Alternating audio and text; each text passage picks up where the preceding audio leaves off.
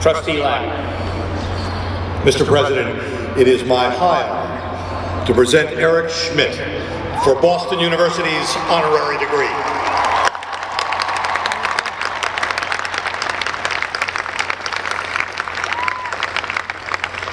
When we hear the phrases thought leader and paradigm shift, we sometimes fear that they tend to be overused and diluted in their meaning. But when we hear them applied to you and the impact you have had on society worldwide, we fear they are understatements, woefully inadequate of describing who you are and what you have accomplished. When you joined Google Inc. as its Chief Executive Officer in 2001, it was a 3-year-old Silicon Valley startup. 3 years later, the company went public, and its initial sale of stock resulted in a market capitalization of more than $23 billion. From the beginning of your tenure at Google, you have been a transformative leader, one who has maintained faith with the fundamental values of the company while turning it into a multinational colossus. Your training in electrical engineering and computer science certainly helped you see the potential future of search engines and the internet. But it is your innate ability and vision that enables you to stand apart. You possess an exceptionally strong strategic business sense, as well as a talent for shaping policy and an ability to lead others during a period of rapid growth. The combination of these strengths is exceedingly rare, and you have used them all well. Along the way, you have helped turn the corporate name into a verb. When once a parent might have told a questioning child to look it up, we now hear, why don't you just Google it? You have been generous in many ways, serving, for example, as a member of the President's Council on Advisors on Science and Technology, and as chairman of the New America Foundation. Through the Smith Family Foundation, you support important research in science, energy, and sustainability, as well as environmental education and the protection of historic places. From cloud computing to a million servers and 1 billion searches a day, to YouTube videos, to emails and instant messaging, Google, under your leadership, has created a network that touches all of humanity. Eric E. Schmidt, visionary leader and master of the internet, Boston University is proud to confer upon you the degree Doctor of Science honoris causa.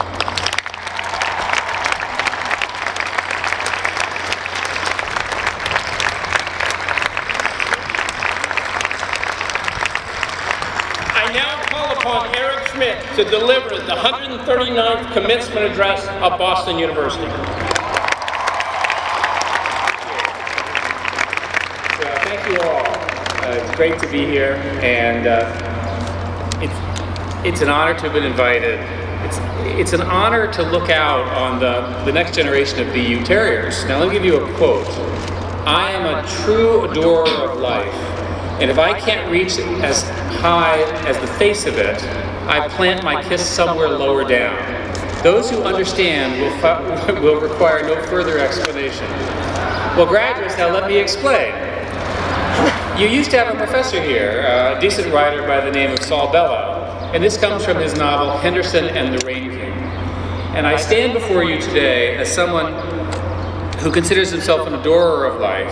I know what it's like to plant a kiss on a life lived fully, and I can tell you from experience that once you understand that Professor Bellow is right, and no further explanation is necessary, live it to the full. It's one quote from countless beautiful lines that he wrote over his career, but I feel it best sums up an approach that contains the power to transform an ordinary life into one filled with grace and love and dignity. It also best, in my view, sums up what is a fantastic university like BU tries to inculcate in every one of you who sets foot on this beautiful campus. I mean, just look at this.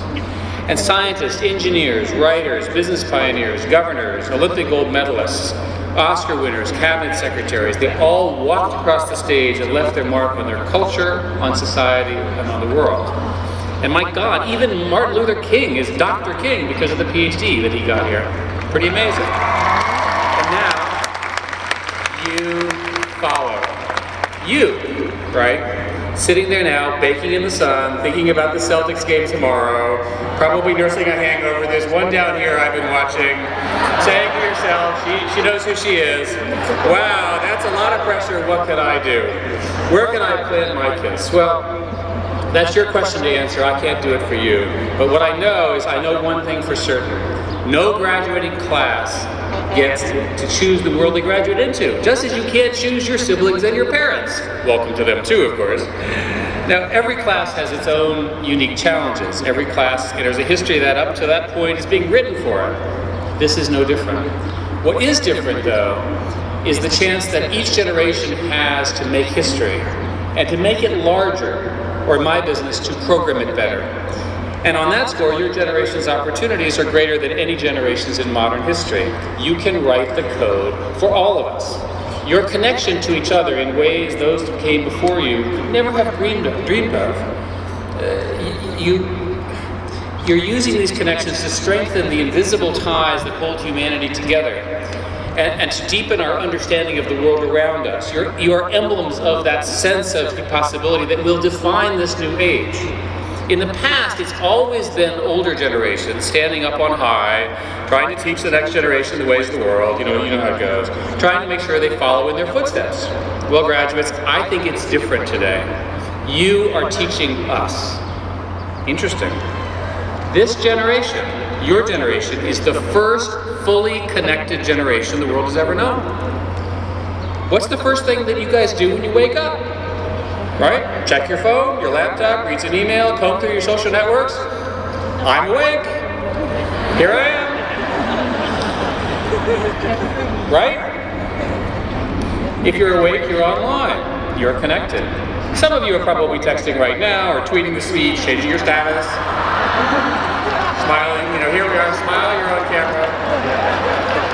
There's this joke, by the way, about the college kid who, getting mugged, who says, hold on, I need to update my status. Tell my friends that now I'm getting mugged, and then I'll give you my phone. Now, obviously, well, it actually did happen, but this is a stark depiction of how just essential technology has become to your generation's identity and your ability to connect with the world. Now, identity and connection, concepts as old as humanity itself, make up so much of what we are, who we are. They shape things the way they are today. They define the human condition.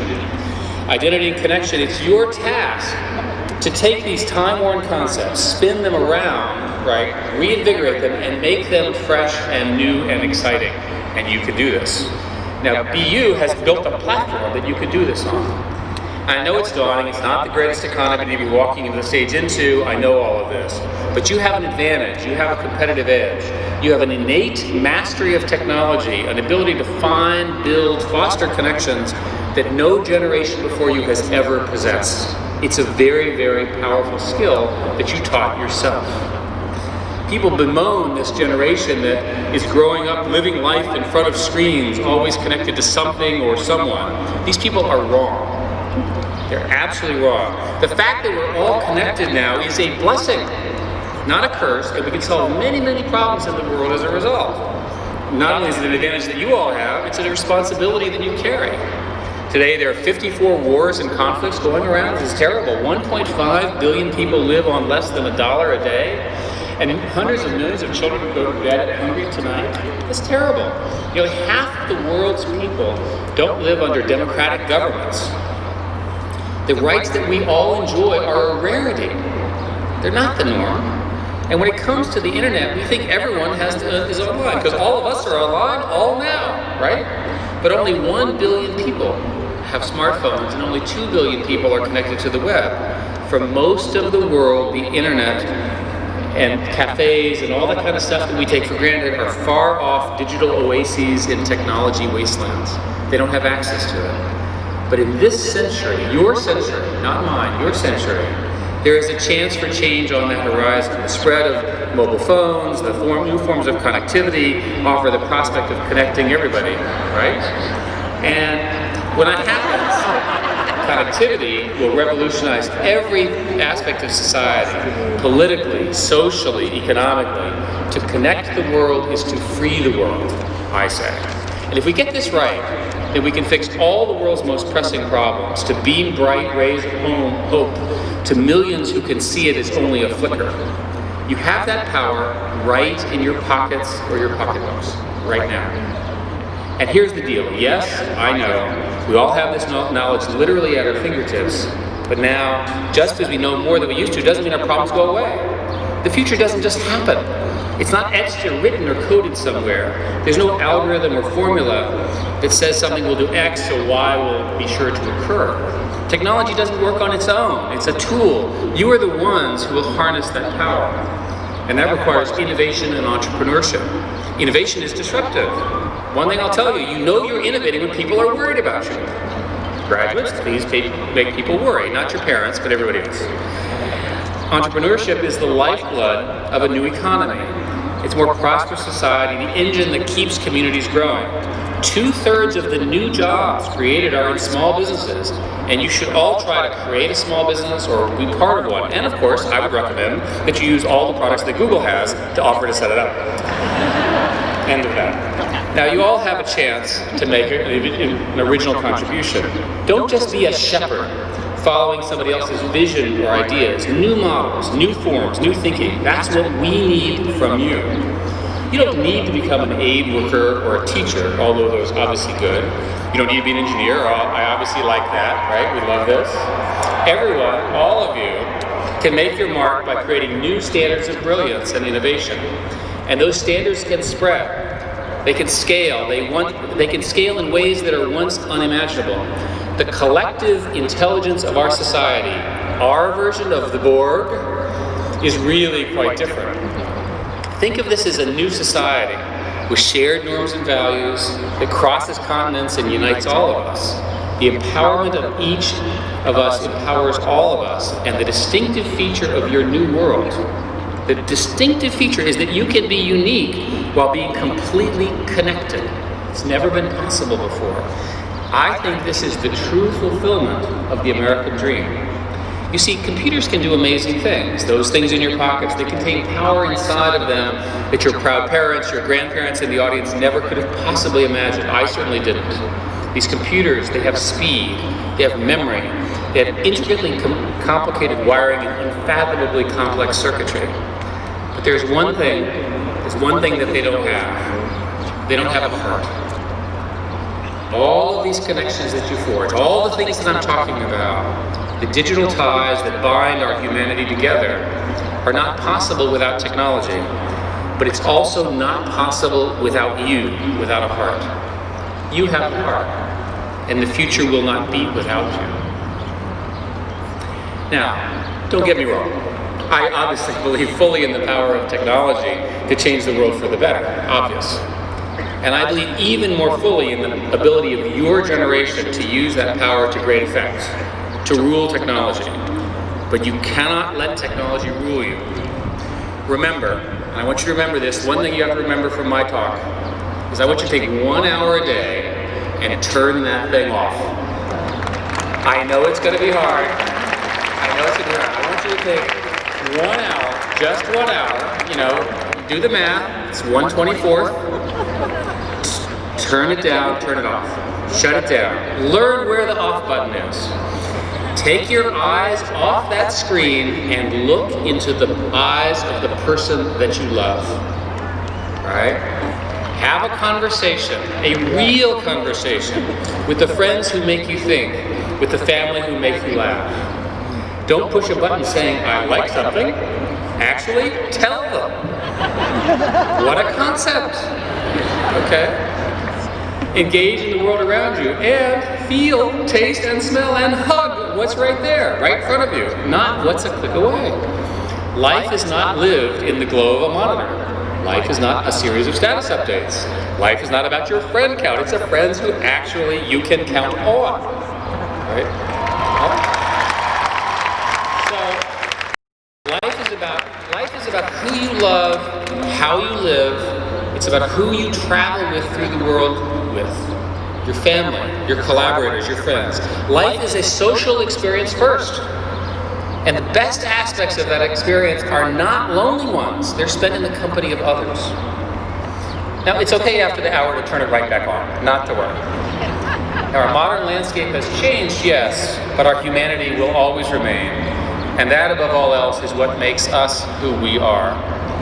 And who you are is a proud and talented group of BU Terriers. At BU, right? Exciting. Here, you've come to know all these extraordinary people. Look around, take a minute. A few years ago, you started off on the road here with these people, knowing them as boys and girls, running around campus, dazed and overwhelmed.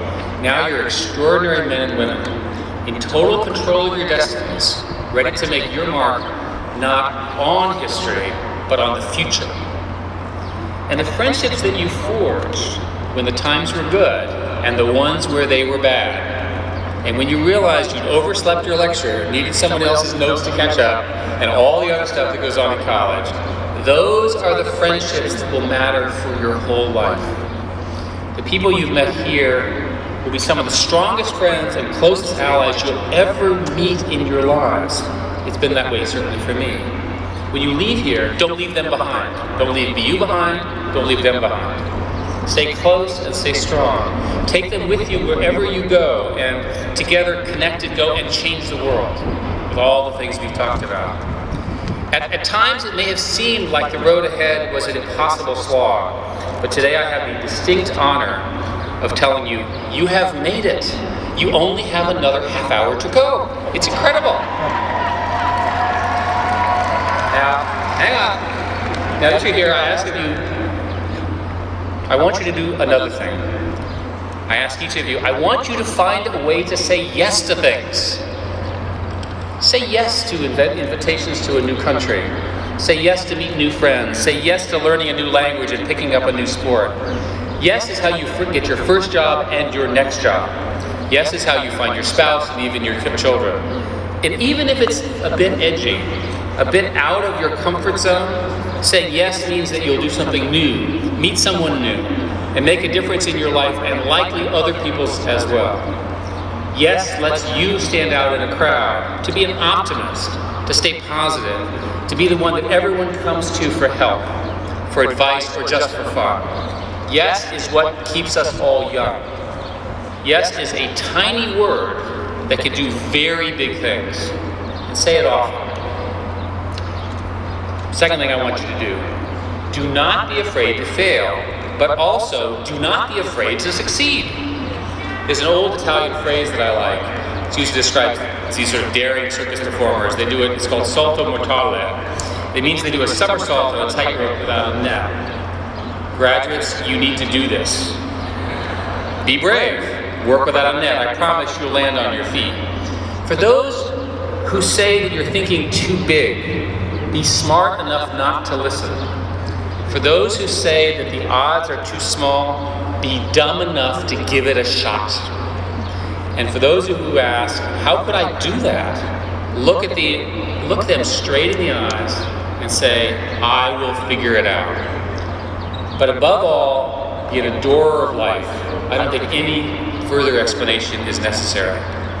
I, to be very clear, am very happy to have you join us as adults. And the quicker we have you lead, the better. Time to throw out all of us aging baby boomers and replace it by those best equipped to lead us into a new age. You, okay? March us to a better day. The power and the possibility, the intellectual energy and the human electricity seated in this stadium, which I see in front of me. The stadium is and this is happening in other stadiums around this weekend and next weekend. This generation will break a new day. Your vast knowledge will seed a new era. Your new ideas will shape a new reality. Your agile minds will shape a new dawn. You will give our future a heartbeat. And that beat will beat stronger because of you, because of the things you learned and the things that you care about and the values and the things that you're going to do. From my perspective, looking at this class, I say that you have the potential to reach higher than any class before you, than any generation that ever came before you. You can reach as high as the face of life itself. I want to thank you all for listening to me, and my sincere congratulations to every single one of you, your families. It's a great day. Thank you so much.